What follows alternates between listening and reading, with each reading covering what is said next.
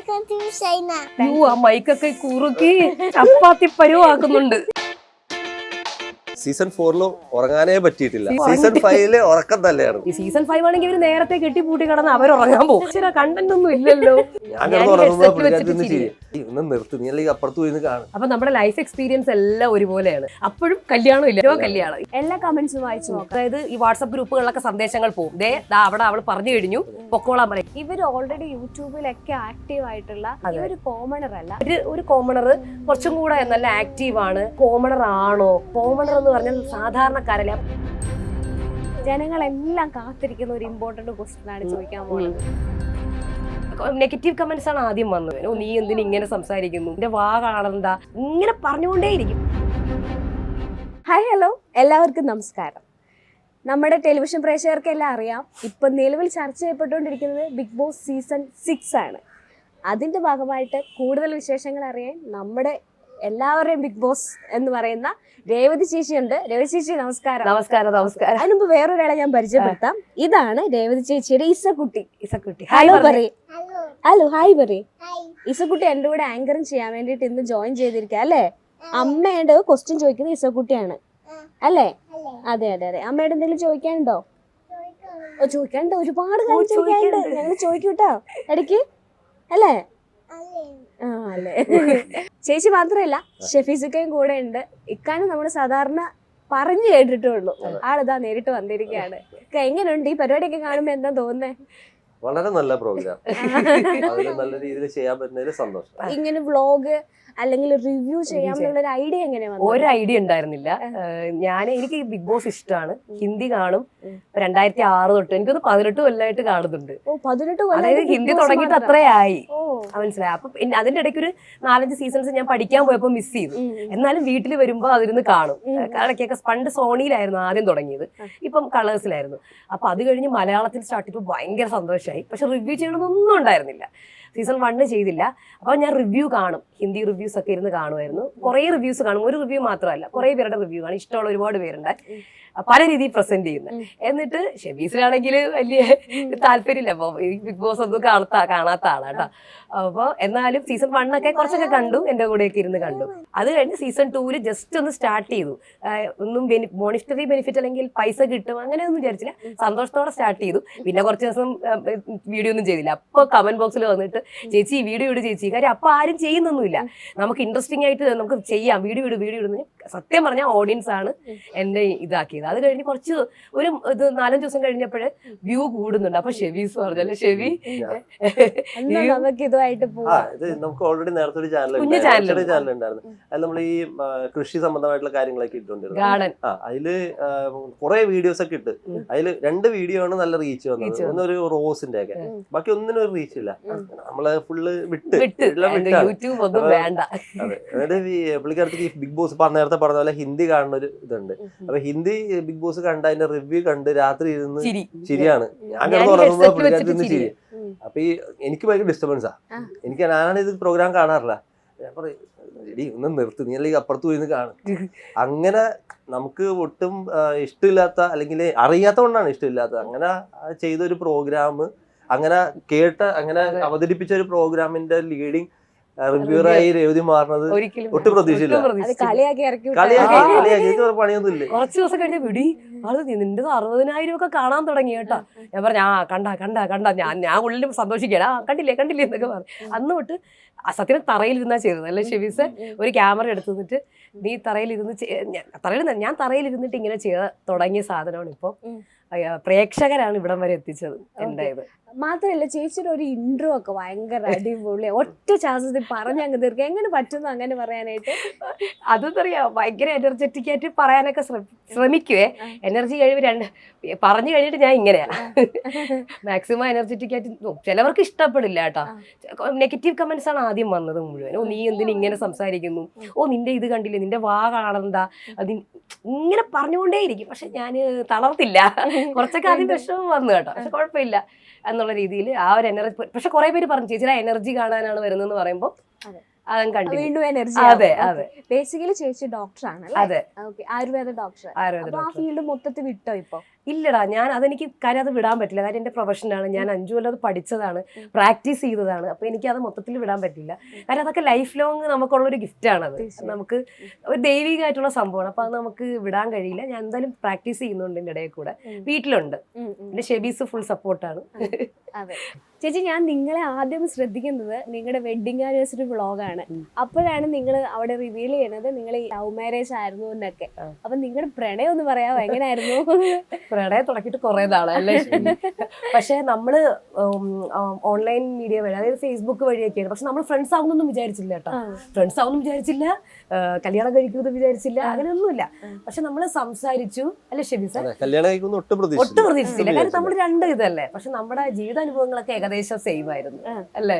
ആരായിരുന്നു ആദ്യമേ പ്രപ്പോസ് ചെയ്തത്? പ്രപ്പോസ് ചെയ്തത് അങ്ങനെ പ്രപ്പോസ് എന്നുള്ള ഒരു ഇതില്ല. ഞങ്ങൾ ജസ്റ്റ് ഫ്രണ്ട്സ് ആയിരുന്നു. നമ്മുടെ ജീവിതത്തിലെ ബുദ്ധിമുട്ടുകളാണ്, നമ്മുടെ സിമിലർ ആയിട്ടുള്ള ബുദ്ധിമുട്ടുകളാണ് ഞങ്ങൾ ഇതാക്കിയത്. അപ്പൊ നമ്മുടെ ലൈഫ് എക്സ്പീരിയൻസ് എല്ലാം ഒരുപോലെയാണ്. അപ്പൊ അതുകൊണ്ട് അത് നമ്മൾ അങ്ങോട്ടും ഇങ്ങോട്ടും സംസാരിച്ചു. അതിലൂടെയാണ് നമ്മൾ സത്യം പറഞ്ഞ ഫ്രണ്ട്സ് ആയത് തന്നെ. അപ്പോഴും കല്യാണം ഇല്ല അല്ലെ ഷെബി? നോ കല്യാണം ഇല്ല. അതൊക്കെ നമുക്ക് വീട്ടുകാരുമായിട്ട് പറഞ്ഞിട്ട് മതി. അപ്പൊ ഞാൻ ഉടനെ തന്നെ വീട്ടിൽ അറിയിക്കുകയും ചെയ്തു കേട്ടോ. അങ്ങനെ മറച്ചു വെക്കലൊന്നും ഉണ്ടായിരുന്നു. പക്ഷെ എന്റെ ഫ്രണ്ട്സിനും ഓർക്കും ഒന്നും അറിയില്ല. വീട്ടുകാർക്ക് അറിയാം. അതായിരുന്നു നമ്മുടെ മാരേജിന്റെ പ്രത്യേകത. വീട്ടിലെല്ലാവർക്കും, നേരെ തിരിച്ചല്ലേ സാധാരണ, ഫ്രണ്ട്സിന് എല്ലാവർക്കും അറിയാം, വീട്ടുകാർക്ക് അറിയില്ല. നമ്മുടെ അങ്ങനെ അല്ലായിരുന്നു. വീട്ടുകാർക്ക് അറിയാം, ഫ്രണ്ട്സിന് എന്റെ ഹോസ്റ്റലിലുള്ള ആർക്കും അറിയില്ല. അങ്ങനെ അവസാനം അവർക്ക് ഷോക്കായിരുന്നു. കാര്യം എൻ്റെ വീട്ടിലെ അമ്മയും അച്ഛനും ഒക്കെ ആയിട്ടാണ് ഷെബീസ് എന്റെ കോൺവെക്കേഷൻ ഒക്കെ വന്നത്. അങ്ങനെ അപ്പൊ അവർക്ക്, എന്റെ സ്റ്റുഡൻസിനൊക്കെ ഭയങ്കര സർപ്രൈസ് ആയിരുന്നു. അയ്യോ ഇതാണോ രേവുവിന്റെ? അപ്പൊ അങ്ങനെയാണ് നമ്മൾ എത്ര വർഷം കഴിഞ്ഞിട്ടത്. അത് കഴിഞ്ഞ് നമ്മുടെ കല്യാണമൊക്കെ ഫിക്സ് ചെയ്തു. അങ്ങനെ അറേഞ്ച് മാരേജ് ആയിട്ട് തന്നെ നടത്തി. പക്ഷെ പൊട്ടലും ചീറ്റിലും ഒക്കെ ഉണ്ട് കേട്ടോ. നമുക്ക് ഒരിക്കലും ഫുൾ ഇങ്ങനെ ഇതായിട്ട് പറയാൻ പറ്റില്ല. എന്റെ അച്ഛനും അമ്മയൊക്കെ വളരെ പക്വതയോടെയാണ് കൈകാര്യം ചെയ്തത്. പക്ഷെ ഇവിടെ അങ്ങനെയല്ല. എന്തായിരുന്നു സംഭവിച്ചത്? നല്ല പ്രശ്നമായിരുന്നു. അത് സംഭവിക്കില്ല എന്ന് തന്നെ പറഞ്ഞു. പിന്നെ അറിയാല്ലേ, ആസ് യൂഷ്വൽ നമ്മുടെ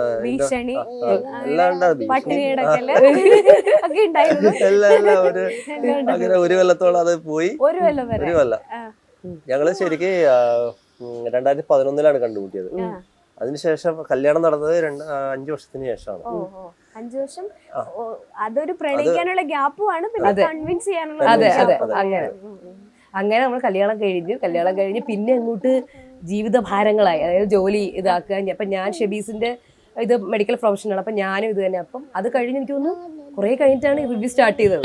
പിന്നെ ഇപ്പൊ നമ്മൾ ഒന്നിച്ചാണ് റിവ്യൂ. എന്നെ അത്ഭുതപ്പെടുത്തി വേറൊരു കാര്യം ഇക്കാടെ സൈഡിൽ നിന്ന് കിട്ടിയത്, അവൾ ഉറങ്ങി പോകുമ്പോ അവൾക്ക് വേണ്ടി ഞാനാണ് കാണുന്നത്. എപ്പിസോഡ് കണ്ടിട്ട് പിറ്റേ ദിവസം പറഞ്ഞു കൊടുക്കുന്നത്. അതെന്തെങ്ങനെയാണ് ശരിക്കും ഉറങ്ങണത്? പുള്ളിക്കാരൻ ഒരു 3-3.5 മണിക്കൂറെ റിവ്യൂ നടക്കുന്ന സമയത്ത് ബിഗ് ബോസ് ഉറങ്ങാറുള്ളൂ. ഇതിനിടയ്ക്ക് മനുഷ്യനല്ല, ഇത് കേട്ട് വരുമ്പോ അപ്പൊ അങ്ങനെയുള്ള സമയത്ത് ഞാൻ വിളിക്കാറില്ല, ഞാൻ ഡിസ്റ്റർബ് ചെയ്യാറില്ല. ഞാൻ എന്ത് ചെയ്യുന്ന വെച്ച് കഴിഞ്ഞാൽ ഞാൻ പോയി വാച്ച് ചെയ്യും. ഞാൻ ഷോ വാച്ച് ചെയ്യും 24 hours. എന്തെങ്കിലും അതിൽ ഇമ്പോർട്ടന്റ് ആയിട്ടുള്ള സംഭവം ഉണ്ടെങ്കിൽ ഞാൻ റെക്കോർഡ് ചെയ്യും, എടുത്തു വെച്ചിട്ട് പുള്ളിനെ കാണും. കാര്യം ചില സമയത്തൊക്കെ ഓൾമോസ്റ്റ് ടാസ്ക് ഒക്കെ നടക്കും, ഞാൻ ഉറങ്ങത്തില്ല. ചിലപ്പോഴൊക്കെ ഞാൻ വീഡിയോ എടുക്കാൻ പോകുമ്പോഴും, മെയിൻലി ഞാൻ വീഡിയോ ലൈവ് അപ്ഡേറ്റ് കൊടുക്കുമ്പോഴേ ലൈവ് കാണണ്ടേ ഒരു ഇതുണ്ട്. സീസൺ 4 ഉറങ്ങാനേ പറ്റിയിട്ടില്ല. സീസൺ 5 ഉറക്കം തന്നെയായിരുന്നു. ഇത് ആൾക്കാര് കേൾക്കും കേട്ടോ, സീസൺ 5 കണ്ട് ഉറങ്ങിയ വ്യക്തിയാണെന്ന് പറഞ്ഞിട്ട്. അത് റിവ്യൂവർ അങ്ങനെയല്ല, അതില് സീസൺ 4 ഉറങ്ങാൻ പറ്റില്ല. ആ ചെവിയെ അമ്മാര് സീസൺ 4 2 മണി 3 മണിക്കൊക്കെയാണ് ലൈവ് അപ്ഡേറ്റ് ഉണ്ട്. അപ്പോഴും കണ്ടന്റ് ഉണ്ട്. ഇവര് ഉറങ്ങുന്നില്ലല്ലോ, ഈ കണ്ടസ്റ്റൻസ് ഉറങ്ങുന്നില്ല. ഈ സീസൺ 5 ആണെങ്കിൽ ഇവര് നേരത്തെ കെട്ടിപ്പൂട്ടി കിടന്ന് അവരുറങ്ങാൻ പോകും. അപ്പോഴും ഞാൻ ഈശ്വര കണ്ടന്റ് ഒന്നും ഇല്ലല്ലോ. സാധാരണ കഴിഞ്ഞ സീസൺ അപ്പൊ ഓരോ സീസണും ഓരോ പോലെയാണ്. മെയിൻലി ഷെബീസ് എന്നെ അപ്ഡേറ്റ് ചെയ്യുന്നത്. ഞാൻ വീഡിയോ എടുക്കാൻ നിൽക്കുമ്പോൾ ലൈവില് എന്തെങ്കിലും മിസ് ഔട്ട് ആയ ഷെബീസ് എനിക്ക് പറഞ്ഞു തരും. അപ്പൊ ചേച്ചിയുടെ റിവ്യൂ എടുക്കുന്ന ക്യാമറ ആരാണ്? ഷെബിയാണ് ക്യാമറ എല്ലാം. അതായത് ടെക്നിക്കലായിട്ട് പുള്ളിക്കാരത്തെ ഇത് പ്രിപ്പയർ ചെയ്യാ, പ്രസന്റ് ചെയ്യാ, ടെക്നിക്കലായിട്ടുള്ള എല്ലാ കാര്യങ്ങളും ഞാൻ തന്നെ. എഡിറ്റിംഗ് എന്ന് വെച്ചാൽ പുള്ളിക്കാരത്തേക്ക് വേണ്ടിയല്ല.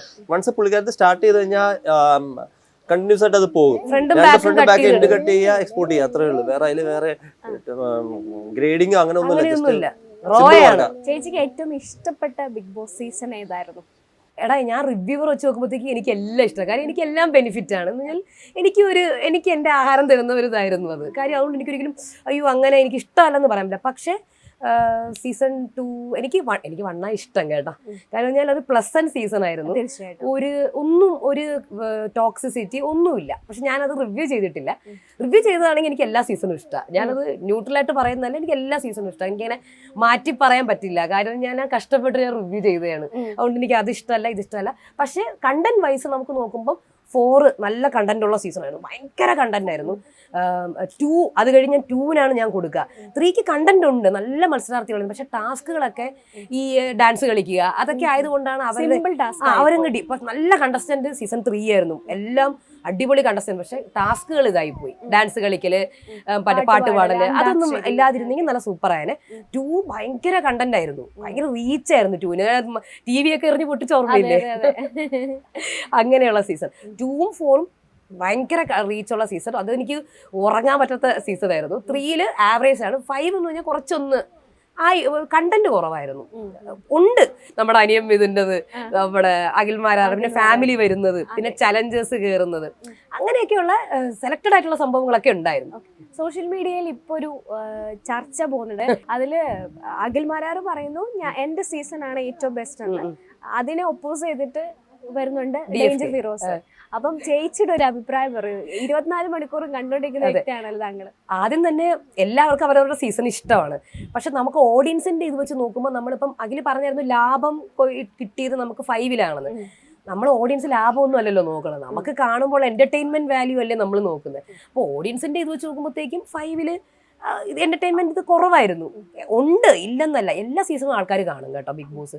എത്രയൊക്കെ ബോറാണെങ്കിലും ആൾക്കാർ കാണും, എന്നിട്ട് പറയും ബോറായിരുന്നു. അതാണ് ബിഗ് ബോസിന്റെ ഒരു പ്രത്യേകത. അങ്ങനെ നമ്മൾ കാണാതിരിക്കുക, അല്ലെങ്കിൽ എത്രയോ പേരുണ്ടെന്ന് പറയുമ്പോൾ സീസൺ 5 തുടങ്ങുമ്പം ഇത് നമ്മൾ കാണത്തേ ഇല്ല എന്ന് പറഞ്ഞ് 4-ന്റെ കുറച്ച് ഫാൻസ് ഉണ്ട്, കുറച്ച് ടോക്സിക് ഫാൻസും ഒക്കെ ഉണ്ട്. നമ്മൾ കാണില്ല, ബഹിഷ്കരിക്കുകയാണ് ഇത് എന്ന് പറഞ്ഞ സംഭവം ഉണ്ട്.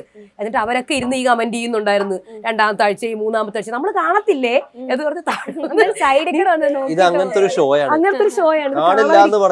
അതെ, കാണാതിരിക്കാൻ പറ്റത്തില്ല. എന്നിട്ട് താഴെ വന്ന് നിങ്ങളെ ഇത് നമ്മൾ കാണുന്നില്ല. അപ്പൊ ഞാനപ്പോ ഇത് വീഡിയോ കണ്ടിട്ടല്ലേ ഈ കമന്റ് ചെയ്യുന്നത്. അതാണ് ആൾക്കാർ എല്ലാരും കാണും. പിന്നെ ഒരു സൈഡ് ഓഫ് ആൾക്കാർ പറഞ്ഞിട്ടുണ്ട് ബിഗ് ബോസ് ഷോ എന്ന് പറയുമ്പോൾ ഒരു അഡിക്റ്റഡ് ആയി പോകും, മെന്റലി നമ്മളെ കൂടെ മാനിപ്പുലേറ്റ് ചെയ്യും, പുറത്ത് നിന്ന് കാണുന്നവരെ മാനിപ്പുലേറ്റ് ചെയ്യുമെന്ന്. പക്ഷെ ഞാനും ചേച്ചിയൊക്കെ കാണുന്നവരാണ്, ചേച്ചി സക്സസ്ഫുള്ളി കാണുന്ന വ്യക്തിയാണ്. എങ്ങനെയാലും എപ്പോഴെങ്കിലും അങ്ങനെ മാനിപ്പുലേറ്റഡ് ആയി പോയിട്ടുണ്ടോ ബിഗ് ബോസ് ഷോ കണ്ടതിന് ശേഷം? എനിക്ക് അങ്ങനെ മലയാളത്തിൽ തോന്നിയിട്ടില്ല. കാര്യം എന്ന് പറഞ്ഞാല് ഇപ്പൊ ഹിന്ദി കാണുമ്പോൾ ആദ്യമൊക്കെ പണ്ട് കൊച്ചിലെ കണ്ടോണ്ടിരുന്നപ്പോഴേ എനിക്ക് അറിയില്ലല്ലോ. അപ്പൊ ഞാനെന്നു +2 ഒക്കെ കഴിഞ്ഞ സമയത്താണ് ഈ ബിഗ് ബോസ് ഹിന്ദി വന്നത്. അപ്പോഴൊക്കെ ഞാൻ കാണുമ്പോൾ അയ്യോ അയാൾ തന്നെ ഇപ്പൊ ഒരു ഇഷ്ടം പോലെ ഫാൻസ് ഉള്ള ആളാണ്, നമുക്ക് അയാളോട് ഇഷ്ടം തോന്നും. പക്ഷെ ഒരിക്കലും ടോക്സിക് ഞാൻ ആയിട്ടില്ല.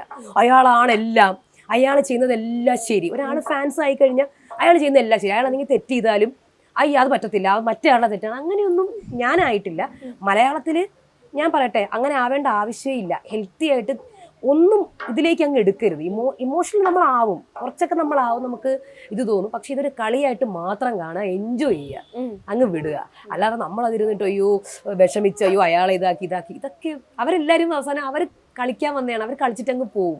നമ്മളാണ് ഇവിടെ ഇരുന്ന് വിഷമിച്ച് പിന്നെ ഫാൻസിന്റെ ഫൈറ്റും. അതെ, അത് കുറച്ചൊക്കെ ആവശ്യമാണ്. കാര്യം ഷോയെ ബൂസ്റ്റപ്പ് ചെയ്യും. ആർമിക്കാരുടെ ഇതൊക്കെ നല്ലതാണ്. പക്ഷെ അത് അനാവശ്യമായിട്ട് മറ്റ് കണ്ടസ്റ്റൻസിനെ ഡീഫെയിം ചെയ്യുമ്പോഴാണ് അവിടെ പണി കിട്ടുന്നത്. ശരിയല്ല. അത് വീട്ടുകാരെ പറയുക. സീസൺ 2-ലൊക്കെ ഭയങ്കര കല്ലറിയല്ലോ, അങ്ങനെയൊക്കെ നടന്നിട്ടുണ്ടെന്ന് തോന്നുന്നു. എന്തൊക്കെയോ അങ്ങനെയൊന്നും എത്താതിരിക്കുക, അത്രേ ഉള്ളൂ. ചേച്ചിക്ക് അങ്ങനെ എന്തെങ്കിലും സൈബർ ബുള്ളിങ്ങോ മറ്റ് നേരിട്ടോ അല്ലെങ്കിൽ എങ്ങനെയും ഈ ഫാൻസിന്റെ സൈഡിൽ നിന്ന് അറ്റാക്ക് ഉണ്ടായിട്ടുണ്ടോ? എനിക്ക് സൈബറിൽ സൈഡ്, അതായത് ഓൺലൈനിലും ഇഷ്ടം പോലെ അറ്റാക്ക് ഉണ്ടായിട്ടുണ്ട്. അത് പണ്ടൊക്കെ സീസൺ 3-ലൊക്കെ മെയിൽ അയച്ചിട്ടല്ലേ, ഷെവിയാണ് മെയിൽ നോക്കുന്നത്, മെയിൽ അയച്ചിട്ട് ഭീഷണി വരെ ഉണ്ടായിട്ടുണ്ട്. നീ അവർക്കെതിരെ ഇങ്ങനെ പറയരുത്, ഇവർക്കെതിരെ ഇത് പറയരുത്, ഇത്. അപ്പം ആദ്യമൊക്കെ എനിക്കിത് എന്താ ഇങ്ങനെയെന്നൊക്കെ തോന്നി. കാര്യം ഇത്രയ്ക്ക് ഞാനൊന്നും പറയുന്നില്ല. ഞാൻ ആ കൂടെ ഒരു കണ്ടസ്റ്റന്റ് ചെയ്യുന്നത് അയ്യോ അത് വേണ്ടിയിരുന്നില്ല, അത് ചെയ്ത് ഇത്രേ ഞാൻ പറയലുള്ളൂ. അല്ലെ കൂടുതൽ അയാളൊരു ദുഷ്ടനാണ്, ഇയാൾ ഇങ്ങനെയുള്ള ഒരാളാണ്, ഇങ്ങനെയൊന്നും ഞാൻ പറയലില്ല. പേഴ്സണലി ഞാൻ പോവില്ല. അയ്യോ ആ കളിയിൽ, ആ ഗെയിമിൽ, ആ ടാസ്കിൽ ആ ബോൾ എടുത്ത് അങ്ങനെ എറിയണ്ടായിരുന്നു, അത് ചെയ്യേണ്ടിയിരുന്നില്ല ഇത്രേ പറയൂ. പക്ഷേ ഇവർക്ക് അതൊന്നും സഹിക്കാൻ പറ്റില്ല. കാര്യം അവരുടെ കണ്ടസ്റ്റൻസിന് അത് മോശമാവുമോ എന്നൊക്കെയുള്ള ടെൻഷനിൽ നമ്മളെ ഇത് പറയും. പിന്നെ ചിലവർ അന്ധമായി സ്നേഹിച്ചിട്ട് അയ്യോ എൻ്റെ മോനെ ഒന്നും പറയരുത്, പിന്നെ അങ്ങനെയൊക്കെ വരും. പിന്നെ എൻ്റെ മോളെ പറയലുണ്ട്, ഹസ്ബൻഡിനെ പറയൽ, ഈവൻ നമ്മുടെ ഇപ്പോൾ ഒരു ഈവൻ ജാതി മതം ആ സംഭവങ്ങൾ വരെ എടുത്തിടും, റിലീജിയൻ കൂടി എടുത്തിടും. ഇപ്പം ഏതെങ്കിലും ഒരു ഇപ്പം ഷെബീസ് മുസ്ലിം കമ്മ്യൂണിറ്റിപ്പെട്ട ഒരു പയ്യനാണ് കണ്ടസ്റ്റന്റ്, ഓ നിനക്ക് പിന്നെ അതാണല്ലോ. ഞാൻ കാണാൻ കമന്റ് ബോക്സ്, അപ്പൊ ഞാൻ ഇതൊന്നും ആലോചിക്കുന്ന പോലും ഇല്ല, ഏത് അയാളുടെ മതമോ ഒന്നും ഞാൻ ആലോചിക്കുന്ന പോലും ഇല്ല. അപ്പോഴ് ഈവൻ അയാളെ ഞാൻ സപ്പോർട്ടായിട്ട് പോലും ഞാൻ പറയുന്നുണ്ടാവില്ല. പക്ഷെ അങ്ങനെ ആക്കാൻ വേണ്ടി കുറെ പേരുണ്ട് കമന്റ് ബോക്സിൽ. അത് പലതും ക്രിയേറ്റഡ് ആണ് കേട്ടോ, കമന്റ്സ് എല്ലാം പലതും പെയ്ഡ് വരുന്നുണ്ട്, ക്രിയേറ്റഡ് ആണ്. അതായത് ഇപ്പം ഞാൻ ഇപ്പോൾ ഭയങ്കര ഫാൻ ഫോളോയിങ് ആയിട്ടുള്ള രാജാവായി, ഒരാൾ രാജാവായി. അപ്പം ആ രാജാവ് ഒരു ചെറിയ തെറ്റ് ചെയ്തു, എന്തെങ്കിലും ഒരു ചെറുതായിരിക്കും. അപ്പൊ എടാ തെറ്റായിപ്പോയി, ഓ ഞാൻ മറ്റാളുടെ ആളാണ്, അയാളുടെ ഓപ്പോസിറ്റ് ആയിട്ട് ഏതെങ്കിലും ഒരാളും ഇപ്പൊ ഉണ്ടാവും. അപ്പൊ അയാൾ അപ്പൊ അത് നിന്റെ ഭർത്താവിന്റെ അതായോണ്ടല്ലേ നീ ഇങ്ങനെ. അപ്പൊ ഞാൻ ഇതൊക്കെ എപ്പോ ചിന്തിച്ചെടുക്കുന്നത്, ഇതെങ്ങനെ ചിന്തിക്കുന്ന എനിക്കാണെങ്കിൽ സമയം പോലും എന്നോട് കൂടി കമന്റുകൾ ഇങ്ങനെ വരുമ്പോൾ ഇതൊക്കെ എന്തോന്നാണ്. അപ്പം ഒരു ക്രിയേറ്റഡ് കമന്റ്സ് വരുന്നുണ്ട്. എല്ലാ കമന്റ്സും വായിച്ചു നോക്കാറുണ്ടോ? ഇല്ലടാ. കാര്യം എന്ന് പറഞ്ഞാല് ഒന്നാമത്തെ കാര്യം ലൈവ് അപ്ഡേറ്റ് പൊക്കോണ്ടിരിക്കുക. ലൈവ് അപ്ഡേറ്റിന് എനിക്ക് പെട്ടെന്ന് ഞാൻ ഇങ്ങനെ സ്ക്രോൾ, അപ്പൊ ഷെബിയാണ് അത് എനിക്ക് കമന്റ്സ് ഞാൻ നോക്കും. വളരെ മോശമായിട്ട് വരികയാണെങ്കിൽ കൂടുതൽ വന്നെയാണെങ്കിൽ ഞാൻ പറയും ഇന്നാണ്, അതിന് ചിലപ്പോൾ അഡ്രസ് ചെയ്യാറുണ്ട്. അല്ല അതായത് ഈ ടോക്സിക് അറ്റാക്കിങ് വരും നമുക്ക്. അതായത് ഇപ്പൊ ഒരു രാജാവിനെതിരെ നമ്മൾ പറയരുത്, എതിരെന്നല്ല, അയാൾ തെറ്റ് ചെയ്തു, അത് പറഞ്ഞു കഴിയുമ്പോൾ ഇവർ ഓൾറെഡി പ്ലാൻഡ് ആണ്. അതായത് ഈ വാട്സപ്പ് ഗ്രൂപ്പുകളിലൊക്കെ സന്ദേശങ്ങൾ പോകും, അവിടെ അവൾ പറഞ്ഞു കഴിഞ്ഞു പൊക്കോളാൻ പറയും, സത്യമായിട്ടും. അപ്പൊ മാസായിട്ട് ഇങ്ങനെ വരും, എന്ന് വിളിച്ചോണ്ടൊരു വരവുണ്ട്. സീസൺ 5 അങ്ങനെ ഒരു സംഭവം ഉണ്ട്. 5 ഞാൻ കണ്ട കമന്റ് വന്നേക്കുന്നത് ഇപ്പൊ വരും എന്ന് പറഞ്ഞിട്ട് വീഡിയോ ഇട്ട് ഒരു 15 മിനിറ്റിനുള്ളിൽ ഒരു കമന്റ് വന്നു, അതെ ഇപ്പൊ ശരിയാക്കി തരാന്ന് പറഞ്ഞിട്ട് പോയി.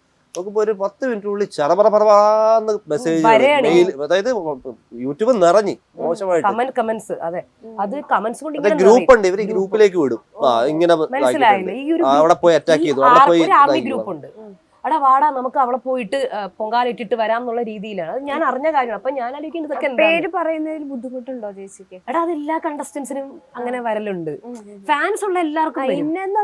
അങ്ങനെയൊന്നുമില്ല, അതാണ് എടുത്തു പറയേണ്ട ആവശ്യമില്ല. ഈ സീസണിലും വരും, പ്രത്യേകിച്ച് രാജാക്കന്മാരുണ്ടെങ്കിൽ പറയണ്ട, നമ്മൾ പ്രതീക്ഷിക്കുകയാണ്. കമോൺ, എല്ലാം പ്രതീക്ഷിച്ചിട്ടാണ് ഇരിക്കുന്നത്.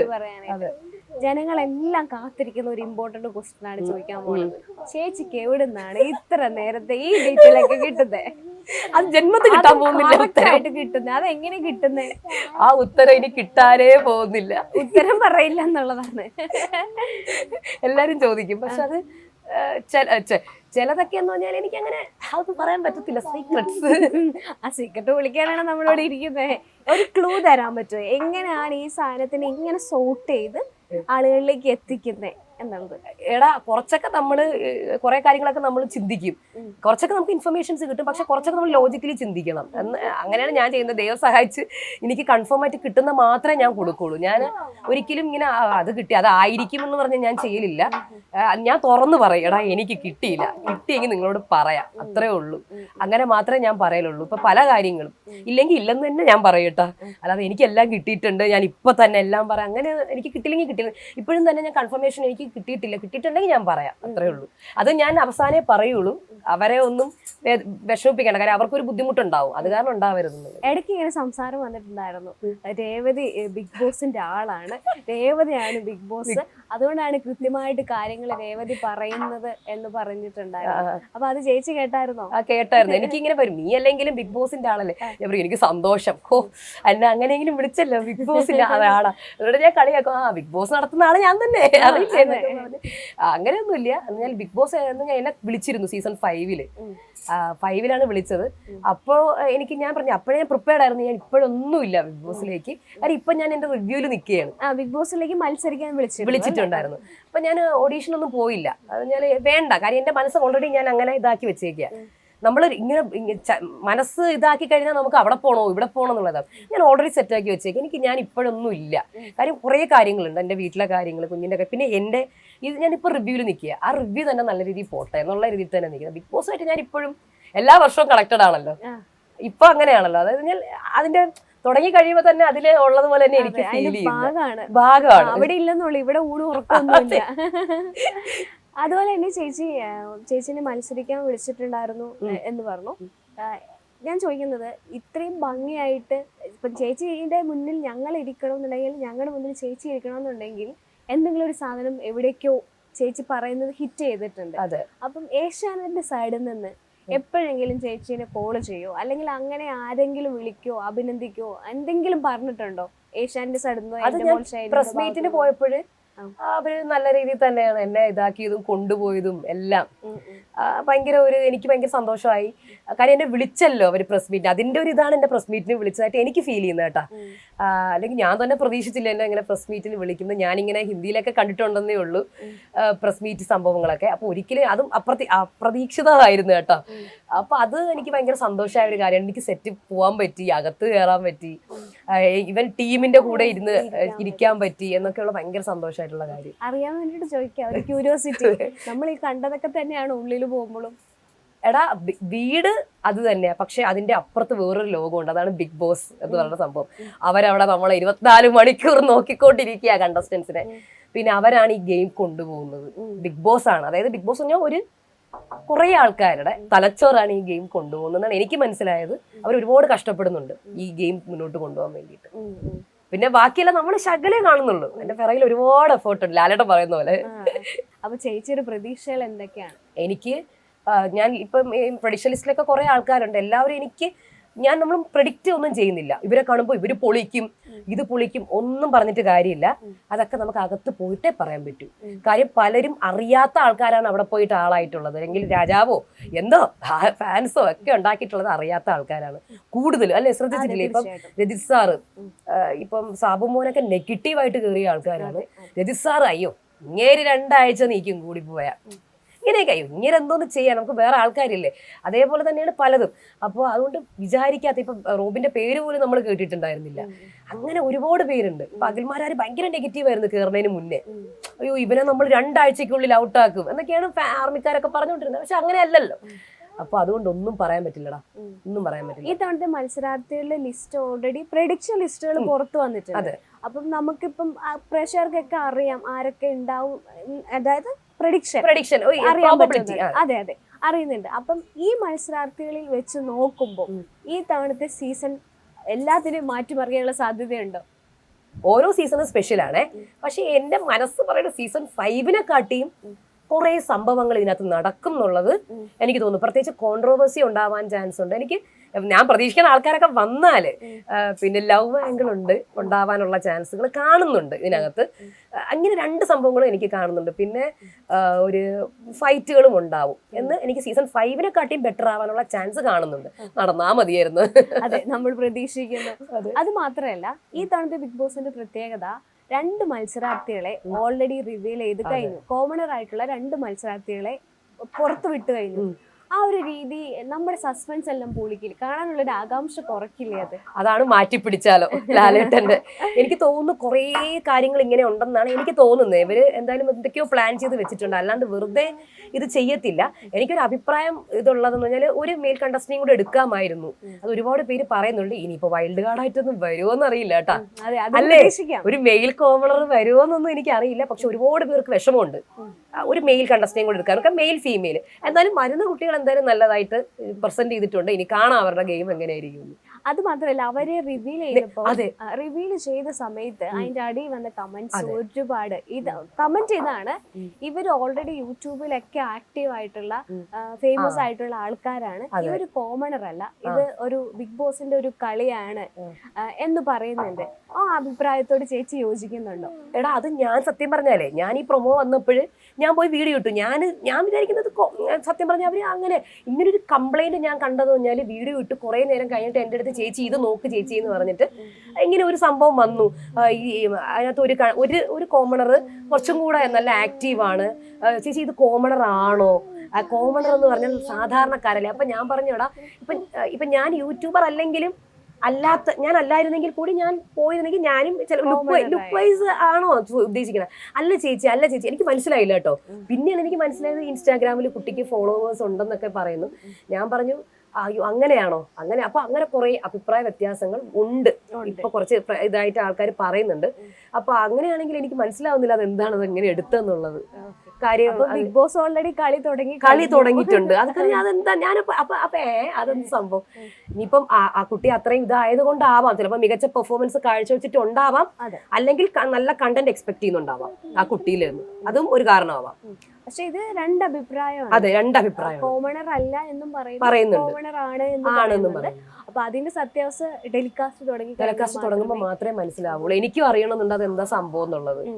അപ്പൊ നമുക്ക് പ്രതീക്ഷിക്കാം എന്താണ് വരുന്നത്. ഇക്ക ഇനി ഉറക്കമില്ലാത്ത 3 മാസങ്ങളാണ്. എന്താ ഇക്കാട് പ്രിപ്പറേഷൻസ് പറയും, അത് കഴിഞ്ഞിട്ട് നമുക്ക് ബാക്കിയുള്ള കാര്യം ചോദിക്കാം. പ്രിപ്പറേഷൻസ് ഫസ്റ്റ് കൊച്ചിന്റെ കാര്യം. ഇതിനിടയ്ക്ക് നോക്കാൻ പറ്റാതെ വരുന്ന ഒരാള് കുഞ്ഞാണ്. വേറെ അങ്ങനെ പ്രശ്നമൊന്നുമില്ല, ഞാൻ ഓൾറെഡി പ്രിപ്പയർഡ് ആണ്. കാരണം അത് കഴിഞ്ഞ് 4 അസുഖങ്ങൾ നമുക്ക് അസുഖം ഈ 4 മാസം പുറത്തൊന്നും ഇറങ്ങാൻ പറ്റാതെ ഇങ്ങനെ വീടിനകത്ത് തന്നെ ഇരിക്കും. അപ്പൊ ഉണ്ടാകുന്ന ശാരീരികമായിട്ടുള്ള ബുദ്ധിമുട്ടുകളുണ്ടാവും. കാര്യം നമുക്ക് എനിക്ക് ഉണ്ടായിട്ടുണ്ട്. എനിക്ക് ഭയങ്കര ബ്ലഡിലൊക്കെ വേരിയേഷൻസ് ഉണ്ടായിട്ടുണ്ട്. മുടി കൊഴിഞ്ഞിട്ടുണ്ട്, വൈറ്റമിൻ ഡി. അല്ല, മുടി കൊഴിഞ്ഞതിന്റെ വീഡിയോ ഞാൻ കണ്ടു. എല്ലാം പോയി. ഇത് കഴിഞ്ഞ് അത് ടെൻഷൻ എന്റെ കൂടെ. ചെവി കണ്ടമാനം കൊഴിയും. ചെവി വാക്യൂം ചെയ്ത് നിറച്ച് മുടിയാണ് അതിനകത്ത്. പിന്നെ അതിനൊക്കെ കൂടുതൽ ചെവിക്ക് ഈ ഹെഡ്ഫോൺ വെച്ചിട്ട് ചെവി പോവും, കണ്ണ് എല്ലാം പ്രശ്നമാവും. 24/7 അല്ലേ. അത് മാത്രമല്ല ലൈവ് അപ്ഡേറ്റ് ആണെങ്കിൽ ഇങ്ങനെ ഇരുന്നൊക്കെയാ കാണേണ്ടത്. എന്തെങ്കിലും മിസ്റ്റേക്ക് ഉണ്ടെങ്കിൽ ഉടനെ വാട്സപ്പിൽ ഈ ടോക്സിക് ഒക്കെ പറയണ്ട കേട്ടാ. എടി നീ എന്താടി ഇത്, നീ ശരിക്കും കാണുന്നില്ല അല്ലേ, ഇതാണ് സംഭവിച്ചത്. ഇങ്ങനെ അതിന്റെ ഫോട്ടോ ഒക്കെ എടുത്തിട്ട് അല്ലെങ്കിൽ ഇങ്ങനെ മാർക്കൊക്കെ ചെയ്ത് അയച്ചു തരും. ഇങ്ങനെ പ്രശ്നം, ഇതാണ് സംഭവം, നേരെ കാണണം കേട്ടോ. എന്തൊക്കെയാന്നറിയാമോ, നമ്മള് ഭയങ്കര ടെൻഷനാണ്. ഇപ്പൊ റിവ്യൂവിന് വേണ്ടി വെയിറ്റ് ചെയ്തിട്ട് അതിനെ ട്രോളാൻ വേണ്ടിട്ട് ആൾക്കാർ അതുണ്ടാവും. പിന്നെ ലൈവ് അപ്ഡേറ്റിലും ഉണ്ടാവും. പിന്നെ എന്ന് പറഞ്ഞാല് ഈ സീസൺ 4 ഉണ്ടല്ലോ, അതിൽ കുറച്ച് തെറികളൊക്കെ വന്ന സീസണാണല്ലോ. അപ്പോൾ ഓരോ തെറി പറയുമ്പോഴും തെറി പറഞ്ഞു, നീ വീഡിയോ ഇട്. രാവിലെ ആയിരിക്കും, ഞാൻ 6 മണിക്ക് എണീക്കും. എനിക്ക് ഫോണുണ്ടല്ലോ, വാട്സപ്പിൽ നിറച്ച് മര്യാദയ്ക്ക് വീഡിയോ ഇട്ട്. ഇങ്ങനെയൊക്കെ പറയുന്ന ആൾക്കാര് മര്യാദയ്ക്ക് വീഡിയോ ഇട്ടോണം. ഞാൻ അത്രയ്ക്ക് ആ റീച്ച് ആയതുകൊണ്ടാണ് ഈ പറയുന്നത്, വീഡിയോ ഇടണം. അപ്പൊ ഞാൻ വീഡിയോ ഇടാം എന്ന് പറഞ്ഞ് അങ്ങനെ ചെയ്യുന്ന വീഡിയോസ് വരെ ഉണ്ട്. കാര്യം ഇത്രയും ഇങ്ങനെ ആൾക്കാർ വന്നിട്ട് വീഡിയോ ഇട്ടേ പറ്റൂ എന്നുള്ള രീതിയിൽ അങ്ങനെയൊക്കെ ഉണ്ടായിരുന്നു. അത് ഭയങ്കര പ്രഷറായിരുന്നു എനിക്ക് സീസൺ 4.